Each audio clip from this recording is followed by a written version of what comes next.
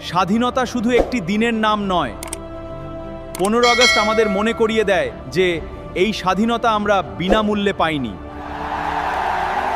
কেউ নিজের স্বপ্ন ছেড়েছেন, কেউ নিজের পরিবার ছেড়েছেন, আর কেউ দেশের জন্য নিজের জীবন পর্যন্ত দিয়ে গেছেন। তাই আজ নিজেকেই একটা প্রশ্ন করুন, যেই দেশ আমাদের স্বাধীনভাবে বাঁচার অধিকার দিয়েছে সেই দেশের জন্য আমরা কি করছি?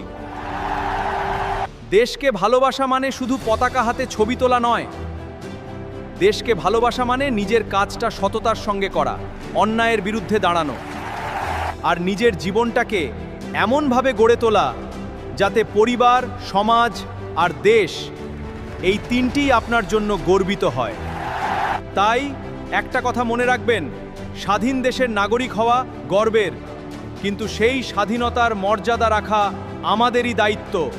তাই সবাই মিলে বলুন, জয় হিন্দ, বন্দে মাতরম।